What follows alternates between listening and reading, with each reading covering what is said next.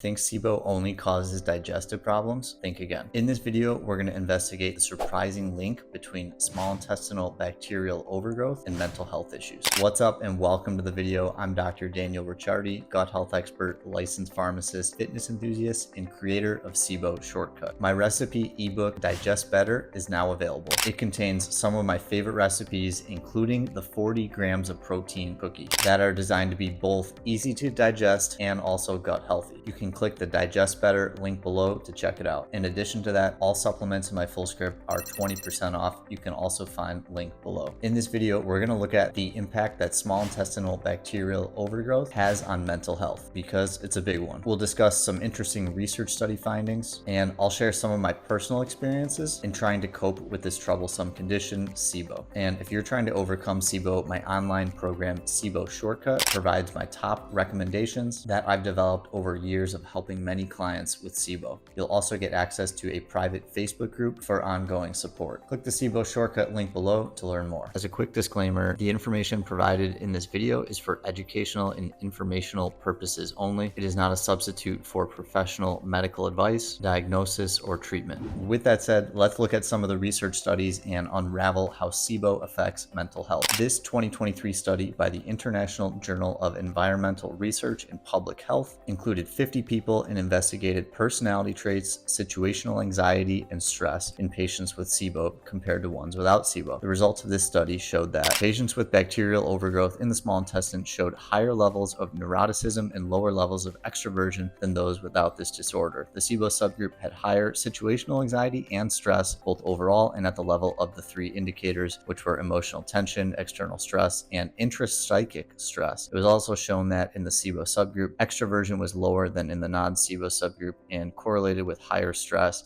particularly emotional tension. For the extroversion thing, I'm not really sure what to make of this. It seems like they're kind of making introversion seem like a bad thing, which I don't think it is. I think there's a spectrum of how people just are personality-wise, ranging from introverted to extroverted. I don't particularly think if you're introverted, this means you have a dysbiosis or gut imbalance, but this was included in the study, so I found it interesting. As shown in this chart, neuroticism, reduced extroversion, anxiety state, emotional tension, intrapsychic stress, and total stress were all statistically significant results for SIBO patients. Moving on. This 2013 review by the Journal of Gut Pathogens discussed how substances such as lipopolysaccharide endotoxin exposure, also known as LPS, can affect the gut microbiome and mental health. LPS are the components of the cell wall of particular types of bacteria, and when these bacteria die, they release this LPS. This study found that LPS administration at low levels, for example, 0.4 nanograms per kilogram, has been shown to cause acute anxiety, depressive symptoms, cognitive deficits, and increased visceral pain sensitivity. This is implying that when this LPS is administered to patients that are healthy, that don't have SIBO, they will still encounter these mental health symptoms and also increased amount of pain. This study also found that LPS-induced inflammation can increase the activity of IDO, an enzyme that breaks down tryptophan in the kynurenine pathway. IDO activity has been positively correlated with depressive symptoms, and kynurenine itself can increase anxiety when administered in the periphery. The end result of endotoxinemia may be decreased tryptophan and enhanced kynurenine availability, along with compromised serotonergic functioning. I pronounced a lot of those words poorly, but basically what this is saying, when LPS causes inflammation, it boosts an enzyme called IDO. This enzyme breaks down tryptophan, which is very important for creating serotonin, a neurotransmitter that helps our mental health. So more LPS means more IDO, means less tryptophan, means less serotonin, and mental health can suffer. The last study I'll share is this 2022 study by the Journal of Nutrition and Metabolism, which looked at 120 SIBO patients to see the impact that rifaximin, also known as Xifaxan, had on their mental health. It found that treatment with rifaximin reduced the bacterial population in the gastrointestinal tract, improved tryptophan metabolism, reducing the amount of neurotoxic metabolites, and decreased gastrointestinal ailments and mood disorders. So the fact that rifaximin, which is an antibiotic, not an antidepressant, not an anti-anxiety medication, the fact that it helped with mood disorders is relevant, because these extra bacteria that were causing SIBO, when they're no longer there, it improved mental health symptoms. What can we take away from these studies? Basically, if you have SIBO, if you're struggling mental health wise, your symptoms are validated. There's a scientific reason for why this is going on. For many people with SIBO, you're going to have normal lab tests, and you may be told that there's nothing wrong with you. Based on this research, it's kind of shown that there's an actual actual reason why you're feeling this way. Speaking from personal experience, throughout my life, I've been really fortunate not to have mental health issues, but SIBO can definitely challenge things. I had SIBO for about 8 years from 2011 to 2019. My 3 worst SIBO symptoms were bloating, farting, and brain fog. Back when I was working in the pharmacy during these times, the brain fog didn't really affect me too much at work because we were just so busy, there wasn't even time to think about it. But outside of work though, I definitely noticed its impact. My brain fog made it pretty difficult at times to focus on tasks. I've never had ADHD, so I was pretty sure this still wasn't the case for me, but I would still make a to-do list each day, and when it was time to complete the tasks on the to-do list, I wasn't as productive as I felt I could be, and knowing that I wasn't being productive caused a little bit of anxiety. To be clear, it was a mild amount of anxiety. I can't relate to having a moderate or high amount just because I haven't experienced this, but if you're not used to having any at all, a mild amount of anxiety is definitely going to be noticeable. If you've never had brain fog, this may not make sense, but if you have, you understand that during the times that you want to focus, you often can, and you can't really explain why. One thought I had on this is if you're feeling uncomfortable or feeling bloated, you're going to continuously notice that you're feeling uncomfortable or bloated. And if you're thinking about this every 10 or 15 seconds, it's really difficult to get in a good flow state where you're not going to be distracted. So take it from me, someone who's dealt with SIBO for 8+ years and never had any history of any prior mental health issues, SIBO definitely can affect your mental health. That is all for today. If you enjoyed the video or found it helpful, please like and subscribe to my channel for more related content. I post a new full-length YouTube video every Monday and YouTube shorts throughout the week. Thanks so much for watching, and I'll see you in the next video.